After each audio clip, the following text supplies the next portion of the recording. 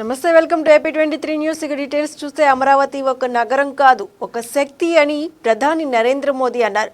స్వర్ణాంధ్రప్రదేశ్కి ఇది శుభ సంకేతం అని చెప్పారు. వికసిత్ భారత్కి ఏపీ గ్రోత్ ఇంజిన్గా ఎదగాలని ప్రధాని ఆకాంక్షించారు.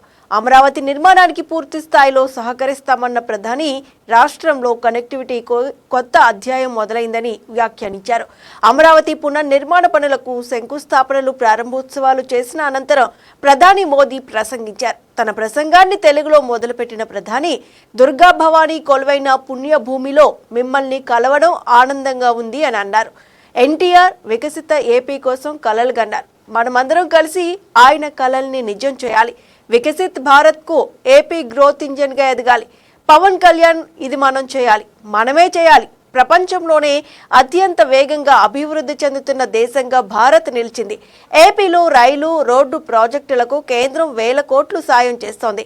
ఇప్పుడు నేను పుణ్యభూమి అమరావతిపై నిలబడి ఉన్నప్పుడు నాకు కనబడుతుంది ఒక్క నగరం మాత్రమే కాదు, ఒక స్వప్నం సాకారం కాబోతోందనే భావన కలుగుతోంది. దాదాపు 60,000 కోట్ల విలువైన ప్రాజెక్టులకు శంకుస్థాపనలు, ప్రారంభోత్సవాలు చేస్తున్నాం. ఇవి కేవలం కాంక్రీట్ నిర్మాణాలు కాదు, ఏపీ ప్రగతి, ఆశలు, వికసిత్ భారత్ ఆశయాలకు బలమైన పునాది వేయబోతోంది. వీరభద్రస్వామి, అమరలింగేశ్వర స్వామి, తిరుపతి వెంకటేశ్వర స్వామికి పాదాలకు నమస్కరిస్తూ ఏపీ ప్రజలకు హృదయపూర్వక శుభాకాంక్షలు. చంద్రబాబు, పవన్ కు ప్రత్యేక కృతజ్ఞతలు అన్నారు. అమరావతి కేవలం శక్తి, ఆంధ్రప్రదేశ్ ను ఆధునిक प्रदेश గా మార్చే శక్తి, ఆంధ్రప్రదేశ్ ను अधुनातन प्रदेश गा मार्चे शक्ति।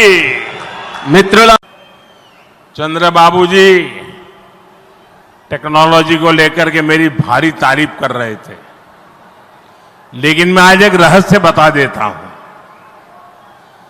जब मैं गुजरात में नया मुख्यमंत्री बना तो मैं